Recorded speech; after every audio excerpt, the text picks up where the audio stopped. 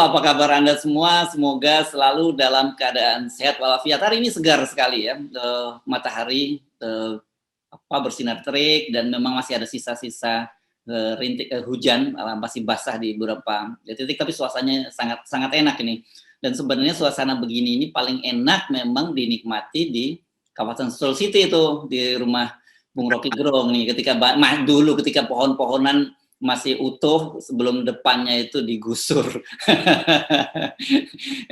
Itu ya Bung Rocky ya. Ya, semua orang berharap begitu. Semua orang berharap pulihkan lingkungan. Tapi ada yang memang berharap supaya gusur lingkungan. Dan beberapa TV yang disewa, yang saya kira disewa oleh Sentul, karena kan kita mesti andaikan mereka yang anti saya itu pasti pro Sentul kan. Kan gampang aja tuh, logikanya begitu tuh. Sama seperti siapa tuh, TV-TV corok itu, corok TV apa-apa yang membuli terus. Itu berarti dia nggak paham bahwa yang dia bela itu adalah korporasi besar yang mau menggusur 6.000 orang. Jadi dia memaki-maki saya sambil membela Sentul City itu. Itu artinya ada amplop mengalir pada corok-corok itu tuh, terutama corok TV. Ini logika saya begitu, bukan saya mau adu delik. Kan dengan mudah publik. Bukan nuduh ya. Iya, bukan nuduh. Ya. Karena saya ketemu orang selalu cerita ke saya, Pak Rocky kok dibully tuh di corok TV. Itu saya bilang, itu pasti disewa lah itu, yang begituan. Nah dia nggak paham bahwa rakyat di bawah itu ada 6.000 orang yang menunggu kecemasan yang sama tuh. Lalu ada yang bilang, Saudara Rocky Gerung, saya dapat surat dari mana itu Dewan Pakar Seknas Jokowi. Rocky Gerung kena laknat. Berarti 6.000 orang juga di bawah kena laknat gitu kan. Dungu kan logikanya kan. Ya. Jadi begitu mungkin korporasi besar itu mau berhadapan dengan rakyat, lalu dianggap rakyat kena laknat. Jadi Tuhan memakai korporasi besar kayak Sentul City buat melaknat rakyat, kan nggak masuk akal itu kan. Ya udahlah, tunggu segitu yang kita anggap. Nah, saya sebenarnya malas mengomentari orang. Saya hanya komentari orang, bukan komentari barang, kira-kira begitu. Ya, saya baca tuh yang surat dari orang yang mengatasnamakan Seknas Jokowi itu ya, dan meskipun dia kesan seolah-olah akan bersimpati pada Anda, memberikan saran untuk lahan yang masih bisa Anda manfaatkan, tapi dia melihatnya dengan perspektif berbeda. Dia menganggap bahwa nasib Anda itu tragis, gitu ya, dianggap ya, karena ada digusur. Tapi beda sekali dengan kemarin yang juga pendukung Jokowi yang hadir ke tempat Anda ya, karena dia langsung juga siapa kemarin saya lupa, si Kanjeng Pangeran siapa kemarin, Norman kalau nggak salah namanya ya. Itu kan dia juga rupanya mewakili kepentingan banyak orang yang tanahnya bakal digusur bersama Anda. Jadi dia bisa berempati karena dia paham ini bukan persoalan Rocky Gerung, tapi ini persoalan rakyat Indonesia gitu. Ini Ketua Dewan Pakar Seknas Jokowi itu dia guru besar loh di UGM. Oh iya. Ahli ini profesor dungu juga. Karena dia menganggap bahwa berhaklah Sentul City menggusur saya dan 6.000 orang. Kan itu otaknya bagaimana? Di antara 6.000 orang itu pasti ada pendukung Jokowi. Jadi dia dilaknat karena mendukung Jokowi. Rocky Gerung dilaknat karena anti Jokowi. Kira-kira begitu jalan pikirannya. Jadi pendukung sama yang mengkritik sama-sama dilaknat. Ini profesor nggak jelas. Ini yang bagian dari guru besar berotak kecil begitu. Ya, ocil. Nah, banyak orang yang saya kira gini ya, karena kan kita mengingatkan bahwa kitab suci mengajarkan bahwa janganlah karena kebencian kamu pada sebuah kaum membuat kamu berlaku tidak adil. Nah, dalam kasus Anda ini dan jangan Anda lah, Anda bersama dengan warga Sentul ini kok jadi banyak sekali tokoh-tokoh besar yang jadi kehilangan akal sehatnya ya. Kemarin saya lihat siaran live Anda di Instagramnya Tempo.com misalnya. Itu ada juga tokoh besar yang menganggap bahwa ini bukan bencana nasional, kok bisa ya mereka berpikir seperti itu, padahal mereka selama ini sangat-sangat kritis dan mengaku selalu berbicara atas kepentingan rakyat banyak. Oh ya, tuh saya dapat videonya, dapat capture-nya itu Gunawan Muhammad itu. Iya. Dia anggap penggusuran saya itu bukan bencana nasional. Jadi penggusuran rakyat itu bukan bencana nasional. 6.000 orang mau digusur itu bukan bencana nasional.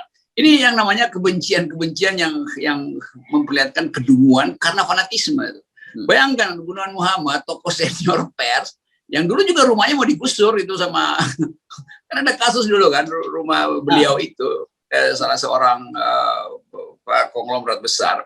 Lalu kita bela sama-sama itu kan. Oh iya. Jadi dia suka lupa itu bahwa seolah-olah Sentul City itu berhak untuk menggusur orang. Dan kalau saya digusur itu bukan bencana nasional. Kalau 6.000 orang digusur bukan bencana nasional. Padahal ini pola penggusuran, keangkuhan, kerakusan tanah dari korporasi seluruh Indonesia hal yang sama ada. Tapi bukan bencana nasional. Tapi itu juga bukan juga catatan pinggir. Saya cuman merenung-renung gitu, kok bisa kesimpulannya seperti itu. Biasanya kalau saya baca tulisan Mas Gun ini kan sangat kontemplatif gitu, dan keberpihakan dia terhadap kelompok-kelompok lemah, kelompok yang du'afa dan mustad'afin. Wah, gitu. Kalau Anda nggak saya sebut du'afa, kalau Anda ini masuk kelompok yatim piatu. Yang harus juga disantuni gitu.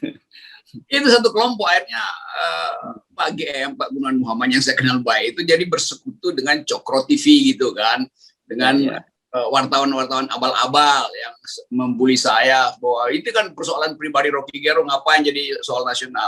Akhirnya Pak GM juga begitu, jadi bagian dari kedua juga kan. Sebetulnya kan itu akibat dari jilatisasi itu, dari fanatisme Gunawan Muhammad. Tapi saya anggap bahwa beliau ada di dalam masa dilema sebetulnya. Mau berpihak pada istana, apa berpihak pada rakyat. Karena ada kesusahan, maka dia berpihak pada istana. Sebetulnya begitu soalnya. Tapi saya anggap aja catatan GM yang bisa saya pinggirkan. Tapi saya kira Anda nggak perlu khawatir. Banyak sekali dukungan dari berbagai kalangan yang datang mengalir. Tadi ada yang chat ke saya itu bahkan membacakan dukungannya pada Anda di tim advokat Muslim. Wah, bayangin orang lagi bingung, jangan-jangan Rocky Gerung udah mau alaf ini, mau di advokat Muslim juga mau membacakan statement pernyataan Anda. Tapi nanti soal ini kan akan diatur ya oleh Bung Haris ya. Banyak sekali ya yang sudah mau bergabung ya Bung Rocky. Betul, karena dasarnya keadilan. Keadilan itu agama semua orang yang berakal sehat. Itu aja kan gitu. Dari lintas macam-macam agama soal. Karena saya dapat banyak dukungan itu ratusan setiap hari. Tapi saya anggap bahwa ini seperti yang kita bicarakan dalam rapat FNN, kita jadikan ini sebagai headline nasional untuk pembaruan agama. Kan Pak Presiden sendiri yang bilang sertifikasi. Nah, sertifikasi itu artinya buat rakyat, buat penggarap bahkan, bukan buat Sentul City. Saya kan penggarap. Jadi ini orang-orang yang nggak ngerti hukum menganggap bahwa hak garapan itu nggak ada nilainya. Loh, semua hak itu dasar awalnya adalah hak garap. Kedudukan seseorang sebagai penggarap baru naik statusnya jadi hak guna usaha, guna bangunan. Kalau nggak ada yang menggarap itu tanah itu nggak ada dasar untuk mengklaim. Itu yang disebut menggarap artinya menguasai secara fisik, bukan menguasai tanahnya, tapi memanfaatkan tanahnya. Itu yang cebong dungu ini nggak bisa paham the logics of land philosophy itu. Ya. Nah, ini menarik karena hukum nanti Haris Haris. Dan tapi saya kira selalu ini menjadi kita sebut selalu setiap kali ada persoalan itu ada blessing disguise ya. Ada semacam di balik kesulitan itu ada kemudahan. Karena ternyata kemudian ini menjadi semacam kajian hukum juga yang menarik berkaitan dengan masalah-masalah agraria. Itu orang jadi lebih aware dengan masalah-masalah agraria. Dan saya juga nonton nih salah satu, ini ada guru besar namanya Profesor Steki. Kalau ini saya kira bukan Profesor Ocil, ini Gubes ini, otak besar atau Obes. Dia bikin review dari Sentul ini, dan saya kira ini menarik juga reviewnya untuk ditonton. Dan buat Anda ini yang mau nonton, ini linknya Profesor Steki, dan saya kira jangan lupa mesti subscribe ini, karena saya nonton sendiri, saya dapat banyak pencerahan nih dari channelnya Profesor Steki ini, Bung Rocky. Betul, Profesor Steki ini bermasalah. Dari dulu dianggap sebagai pengkritik pemerintah, karena itu dia dihambat terus karirnya di Universitas Diponegoro. Tapi dia karena otaknya bagus, dia cari cara untuk memberi kuliah online beliau banyak betul. Dia sekarang masuk ke media sosial, bikin podcast, dan itu isinya adalah daging semua. Jadi kalau kalian harus subscribe beberapa guru besar yang bermutu. Dan yang saya anjurkan Pak Steki, Dan yang lain itu ya guru besar yang otak kecil, kalau kalian subscribe boleh, tapi sambil tutup kuping tuh kalau. Iya. Dia juga bikin harus buka mata, buka kuping. Ya, tutup telinga challenge. Ya. Nah, kemarin banyak orang yang mengkritik Anda, termasuk juga saya, bersama FNN, kenapa sih tidak pernah memberikan apresiasi terhadap langkah dilakukan oleh Presiden Jokowi. Sekali ini saya kira kita juga perlu memberikan apresiasi, tapi dengan catatan. Karena kemarin ini kita kan kritik soal banyak sekali orangnya ditangkap ketika membentangkan poster ketika Pak Jokowi berkunjung satu daerah. Itu sebelum pernah di Tuban pernah ada, kemudian yang terbaru Jember nih, ada peternak ayam dan kemudian mahasiswa UNS. Nah kemarin itu ternyata himpunan peternak Unggas kalau nggak salah itu diundang ke istana, dan orang yang kemarin sempat ditangkap polisi itu juga hadir ke istana. Terus Pak Jokowi menyatakan bahwa saya udah minta kepada Kapolri, udah tegur Kapolri untuk orang-orang yang buat mural, buang kritik, bentang poster dan sebagainya itu jangan ditangkap. Nah ini kan mesti kabar baik. Nah artinya sekarang silahkan buat mural di mana-mana, tetapi saya kira yang estetik supaya bisa jadi tempat tujuan wisata, place to go gitu ya, Bung Rocky Gerung. Juga kalau Pak Jokowi datang, silahkan bentang poster. Ini Pak Jokowi loh, kita buktikan gitu. Betul nggak apa yang diinstruksi Pak Jokowi ini jalan di lapangan? Iya, sering orang anggap saya mendungu-dungukan Pak Jokowi. Enggak pernah. Yang saya dungu-dungukan kebijakan presiden. Kan itu pentingnya kan. Mendungu-dungukan artinya memberi kritik paling tajam terhadap cara berpikir atau isi pikiran dari kebijakan itu, dari polisi itu. Nah, yang menghalangi polisi Pak Presiden kan pasti buzzer-buzzer ini juga. Jadi Presiden Jokowi nggak ada soal dengan saya sebetulnya. Baik-baik aja sebagai sesama warga negara. Yang buruk adalah kebijakannya. Jadi saya kritik yang lempar-lempar bansot dari kalau dianggap saya mengkritik Jokowi, enggak, saya kritik cara melempar-lempar itu. Pasti kan datang dari sekitarnya tuh yang, iya Pak lempar aja tuh. Jadi Presiden Jokowi banyak memelihara buser dungu itu sebetulnya tuh. Nah saya ingatkan lagi bahwa janji Presiden untuk sertifikasi itu juga masih ditagih rakyat. Jadi saya nggak akan halangi Presiden Jokowi datang membagi-bagikan sertifikat buat rakyat Sentul sebagai pertanda bahwa beliau paham bahwa hak rakyat untuk memperoleh sertifikat mendahului hak korporasi untuk menggusur tanah. Gitu. Saya yang pertama kali di situ di Sentul akan selamat datang Pak Jokowi, bagi sertifikat buat rakyat. Itu. Terus saya akan salami beliau kan. Kalau sudah itu jalan terus kan. Kan ini demokrasi. Bukan menjilat-jilat. Kalau fair Pak Jokowi datang ke Sentul, rakyat anggap oke, Pak Jokowi betul-betul menjalankan amanah yang diberikan padanya tuh. Ya. Ini mumpung masih 3 tahun nih, jadi jangan rusak lingkungan, berantas korupsi. Ini Pak Jokowi bilang berantas korupsi, sementara Novel Baswedan dikeluarin dari KPK, kan kontradiksi lagi gitu-gitu. Ya. Ini saya kira penting, ini semacam literasi kita dalam negara demokrasi. Saya sekedar review saja ini, dan mungkin Anda nanti akan menambahkan ya, bahwa pada Pilpres 2014 itu Anda mendukung Pak Jokowi. Kan begitu ya, Bung Rocky ya? Betul. Iya, itu kan awal 2014 kan ada yang namanya Jalan Subang, tempat intelektual berkumpul di situ buat bikin dokumen yang disebut revolusi mental. Itu kan banyak teman saya di situ. Kita juga diskusi menyumbang pikiran supaya Presiden Jokowi di periode pertama memperhatikan hak asasi manusia, memperhatikan welfare segala macam itu. Tapi itu enggak dia ucapkan, tidak boleh ucapkan. Karena langsung dia dikepung oleh para penjilat gitu kan. Sebetulnya di awal ada kegiatan intelektual untuk membackup Pak Jokowi. Kenapa? Karena kita tahu Pak Jokowi tidak cukup punya kemampuan intelektual untuk hal-hal konseptual. Karena itu dibantu oleh masyarakat sipil gitu, yang sekarang jadi staf khusus di KSP, di istana. Tapi sekarang mereka justru diam. Jadi mereka yang tadinya kita utus ke istana untuk menghasilkan demokrasi di istana, sekarang dia cari suaka di istana karena takut berhadapan dengan masyarakat. Kan itu dungunya kan di situ tuh. Masyarakat sipil yang di istana loh yang dungu. Ya. Dan yang kedua, saya teruskan ini supaya orang lebih clear melihat Anda. Pada Pilpres 2019, Anda mendukung Prabowo, tetapi dalam sebuah forum terbuka, saya kalau tidak salah itu perguruan tinggi ya, dukungannya di Taman Mini ya, di tempat gedung pencaksilat ya, itu Anda menyampaikan orasi, tetapi kemudian Anda sudah menjanjikan bahwa berapa waktu itu? Saya lupa, 3 menit setelah Pak Prabowo terpilih 12 menit. Berapa? 12 menit. Oh, 12 menit. Oke, tambah 9 menit. 12 menit setelah Pak Prabowo itu nanti terpilih menjadi presiden, Anda akan melancarkan kritik kepada Pak Prabowo. Jadi benar-benar dukungan Anda ini motifnya tidak ada sama sekali urusan dengan jabatan, apalagi mau jadi komisaris gitu ya. Komisaris Sentul mau nggak? Memang saya ingatkan, sampai sekarang saya berteman aja dengan Pak Prabowo, tapi sebagai pejabat beliau saya kritik. Karena yang saya janjikan itu bahwa Anda kalau jadi presiden 12 menit setelah Anda dilantik saya kritik. Dan bahkan ketika dia masuk jadi menteri Menhan Pak Jokowi saya kritik juga. Bahkan saya bilang usir Prabowo dari istana. Bukan Prabowo-nya tapi kepejabatan itu karena dia berjanji untuk timbul tenggelam bersama rakyat. Tapi Pak Prabowo mengerti itu. Lalu saya diundang ke rumah beliau lalu kita diskusi. Bahkan dia bilang ya silahkan kritik terus karena itu konsekuensi dari demokrasi. Jadi ini fairnya mestinya begitu. Bukan penjilat-penjilat Jokowi yang membentengi Pak Jokowi 27 jam sehari. 27 jam bahkan tuh.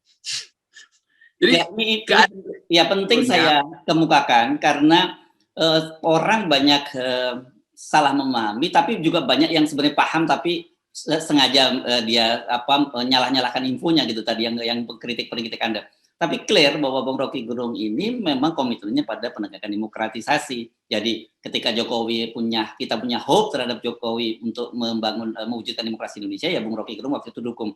Sorry saya bocorin dikit ya. Anda ikut bantu konsepnya kan kalau nggak salah apa namanya Nawacita atau apa kan Anda ikut tuh kelihatannya. Coba ngaku deh.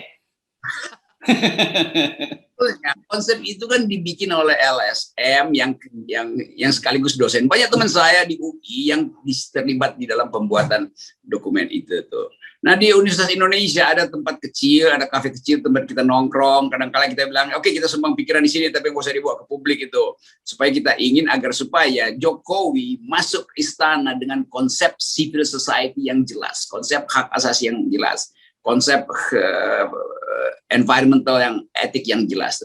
Semua itu didokumentasikan di dalam naskah yang disebut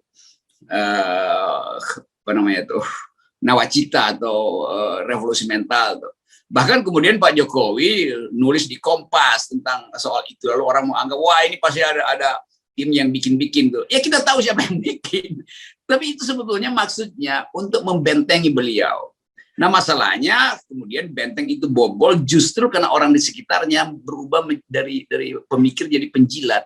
Karena takut bertatapan dengan sisa-sisa kekuasaan lama, lalu berupaya untuk nyari keuntungan material di situ. Lalu masuklah mereka di kabinet dan akhirnya jadi kacung di situ kan. Statusnya si menteri tapi kacung oligarki yang memberi pembenaran pada Omnibus Law. Jadi begitu banyak tokoh masyarakat sipil, begitu banyak aktivis LSM dari LBH, dari macam-macam itu yang akhirnya menyesal menyuruh mereka masuk ke situ. Karena orang-orang kayak Majur Rahman, Teten Mas Duki, Soekardi, dan segala macam itu semua teman baik kita yang terus berupaya berdiskusi. Si Benny siapa itu? Romo Benny itu orang udah tahu semua itu, dokumen itu kan akhirnya beredar dan sekarang kita mau tahu kemana mereka yang tadinya berapi-api pikirannya untuk menghasilkan masyarakat demokratis. Jadi mereka ikut memperburuk demokrasi. Lain kalau baru memperburuk demokrasi itu biasa aja karena kulturnya begitu. Tapi ini masyarakat sipil LSM yang masuk ke istana memperburuk demokrasi itu kan dungu betul kan. Dia ditrain untuk menghasilkan demokrasi, sekarang dia jadi perusak demokrasi itu. Termasuk teman yang ada di TV Coro itu yang sebetulnya otaknya masih ada sedikit. Tapi karena dompetnya tipis, maka dia ingin dompetnya ditebelin dulu sebelum otaknya kembali tebal. Nggak bisa kalau dompet udah tebal, otaknya pasti makin tipis. Karena dia akan menjilat terus. Ya itu kan teman-teman saya juga. Ade Armando yang tiap hari bully gue, tuh si siapa lagi namanya itu. Ya tapi saya nggak anggap lagi mereka orang, saya anggap aja sebagai barang gitu kan. Jadi bukan tapi itu.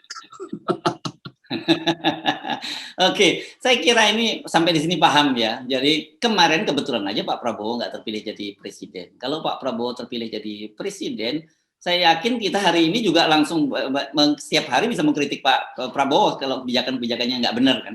Ya, karena Prabowo shifting dari seorang militer ke seorang sipil. Jadi dia lakukan itu namanya revolusi mental. Nah sekarang dia betul-betul masuk dalam pemerintahan sipil tuh. Sebaliknya Jokowi dari sipil sekarang jadi kemiliteran-militarian kan. Jadi ajaib betul bahwa politik bisa berubah-ubah tuh. Yang militer jadi sipil, yang sipil sok jadi militer tuh. Bukan jadi anggota militer, tapi berperilaku seolah-olah negara ini negara militeristik. Padahal ini negara demokrasi. Panglima ABRI tunduk pada civilian value, pada undang-undang, pada konstitusi yang berbasis sipil tuh. Nah, perilaku penjilat-penjilat Jokowi justru militeristik, ngancam, wow. Ini memang ajaib nih, terbalik-balik nih kehidupan kita. Tapi orang kita nggak boleh terbalik. Ya. Nah itu saya teruskan lagi karena orang selalu begitu. Saya dengar itu ini Rocky Gerung nggak pernah ada benernya pada pemerintah dan sebagainya. Tapi orang nggak melihat ya ketika Anda memberikan apresiasi, misalnya dianggap nggak ada itu. Misalnya dalam kasus Kapolri sekarang ya Pak Listio Sigit Prabowo kan yang sekarang ini Anda juga beberapa kali memuji beliau ketika beliau membuat semacam kebijakan resmi, semacam petunjuk untuk undang-undang ITE dan akhirnya kan alhamdulillah kita sekarang tidak dengar orang gampang sedikit-sedikit melaporkan dan kemudian polisi langsung menangkap orang dengan tuduhan undang-undang ITE karena ada aturannya, bahwa ada aturan mainnya, tidak boleh semua orang main lapor, yang boleh lapor hanya yang mereka meragukan, dan kemudian juga soal masalah-masalah pers, kalau ada urusannya dengan pers ya urusannya dengan Dewan Pers, bukan dengan langsung pelapor polisi. Saya kira kan kalau buka file lama, saya kira mungkin lebih dari 3 kali Anda menyampaikan apresiasi soal ini. Ya, karena saya selalu perhatikan apa diksi dari Kapolri itu. Dan saya tahu akhirnya bahwa beliau mengerti demokrasi itu. Bahwa kemudian ada ekses segala macam. Itu tugas beliau untuk menerangkan pada publik mengapa masih ada ekses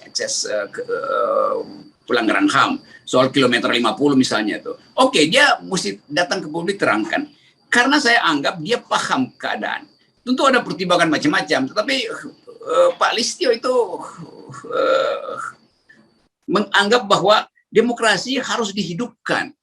Dan itu yang menyenangkan saya sebetulnya. Jadi saya tetap anggap bahwa di dalam benak Kapolri ada konsep tentang demokrasi. Sekarang tinggal kita evaluasi apakah konsep itu juga diaplikasikan di dalam banyak kasus. Tentu kasusnya bervariasi.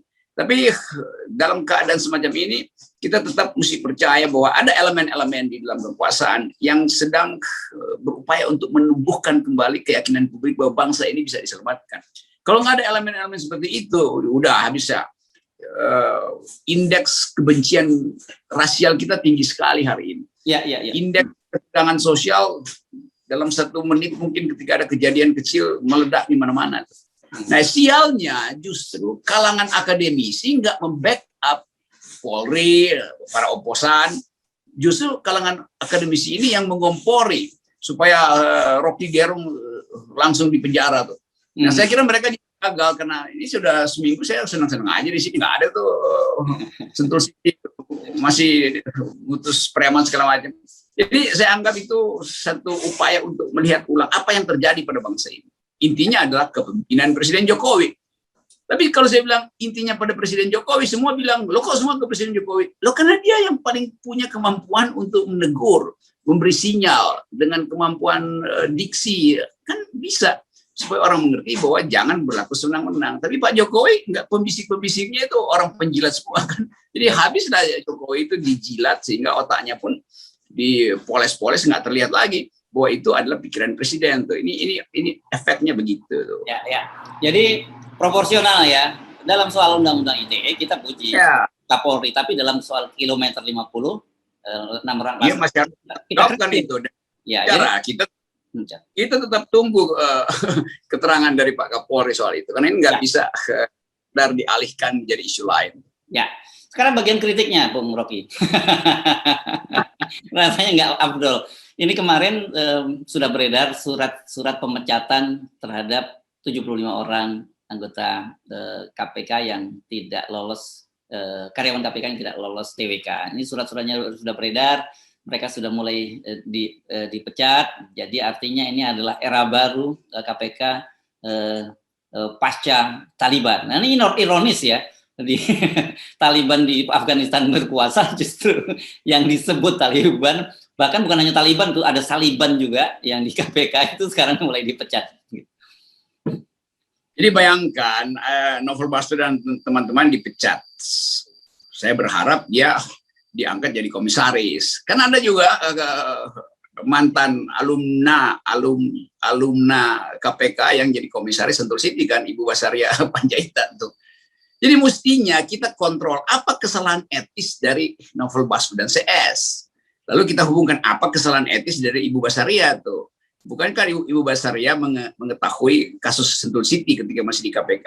Saya baca begitu kritik dari teman-teman LSM bahwa Ibu Basaria kok ada di Sentul City ternyata tuh. Lalu timbul kecurigaan. Nah, kecurigaan itu biasa aja. Karena biasanya kedudukan pejabat KPK itu standar moralnya tinggi itu, standar etiknya tinggi itu. Jadi akhirnya kontras lagi kan di mata publik. Lo yang sana selesai dari KPK pindah jadi komisaris sebuah perusahaan yang sedang bermasalah, Novel Baswedan justru diusir dari KPK. Standar etikanya apa gitu? Jadi ini hal-hal yang publik ingin lihat. Ini nggak ada soal personal, cuman kita mau agar supaya pelembagaan etika politik ini berlaku pada semua hal. Nah, kita tentu mencurigai bahwa Novel Baswedan dengan segala macam cara pasti akan disingkirkan karena mengganggu stabilitas elite itu. Bahkan banyak pejabat yang sprindiknya masih dipegang oleh Novel kan. Dan Novel Baswedan atas dasar itu bisa setiap saat menangkap orang karena memang dia menganggap saya penyidik, saya berhak untuk menangkap apapun tanpa harus dilapor kepada Pak Firly. Karena undang-undang melindungi itu. Sama dengan wartawan begitu dapat surat tugas, ya udah dia bekerja berdasarkan surat tugas itu. Nggak perlu pemimpin redaksinya tahu. Kalau nggak nanti pemimpin redaksinya disogok, terus reporternya ditarik dari lapangan. Jadi etika itu, jadi standar itu yang mesti kita pertahankan. Apa namanya tuh di jurnalisme, garis api itu mesti dipertahankan. Ya. Firewall. Ya, kepentingan. Firewall.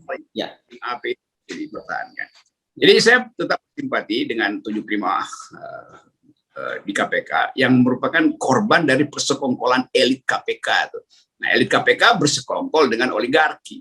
Oligarki terganggu oleh aktivitas Novel Baswedan. Dan mereka tahu di kantongnya Novel Baswedan itu ada sprindik macam-macam tokoh lah. Ya. Sekarang pertaruhannya ini kita lihat ya, kan sejumlah media sudah melaporkan berbagai bahkan termasuk investigasi dan laporan soal kasusnya Wakil Ketua DPR Aziz Samsudin, gitu ya, yang katanya sebenarnya sudah mau ditetapkan jadi tersangka, tapi pada waktu itu kan Firly menyatakan bahwa tidak berdasarkan itu penetapan seorang tersangka itu. Jadi ini orang anggap ngeles, tapi kita akan tunggu bagaimana kelanjutan kasus ini, dan ini akan menjadi salah satu indikator apakah pasca 75 orang itu betul-betul sprindik yang ada itu juga menguap bersama mereka. Mudah diduga bahwa politisasi KPK itu sudah ada sejak fit and proper di DPR. Jadi sebenarnya garisnya kita udah lihat. Tinggal kita uji apakah Pak Firly masih mampu untuk meletakkan legacy bahwa KPK ini adalah anak kandung reformasi, bukan anak kandung oligarki. Itu intinya. Baik, terima kasih Bung Rocky dan viewer. Saya kira kalau Anda cukup mencermati tadi sejak awal perbincangan, Anda masih bisa mendengar suara-suara serangga, yaitu kita sebutnya tonggret ya. Kalau orang Jawa nyebutnya garengpung. Itu biasanya suara-suara itu hanya ada di daerah-daerah pegunungan dan pepohonan yang tinggi. Jadi kalau nanti pohon-pohonnya ditebang, saya kira kita tidak bisa berharap lagi dengar suara itu. Itu suara alam yang jujur saja walaupun saya dengar dari jauh itu rasanya kok membuat teduh gitu ya. Kalau orang Jawa bilang nyes gitu di dalam gitu. Iya, ya. Kalau suara natural itu nggak ada lagi, maka suara radikal yang akan ada. Ya, oke. Terima kasih Bung Rocky, masih selamat, masih bisa menikmati suara tonggret pada siang pagi sampai sore, dan malam bisa menikmati suara kecebong. Kecebong nggak bersuara, kodok yang bersuara. Kecebong tutup kuping sambil buka mulut. Tutup kuping buka mulut mau disuap soalnya. Ya. Oke. Ya. Terima kasih Bung Rocky. Ya. FNN, Forum Nantang-Nantang. Forum Newsnya. Oke.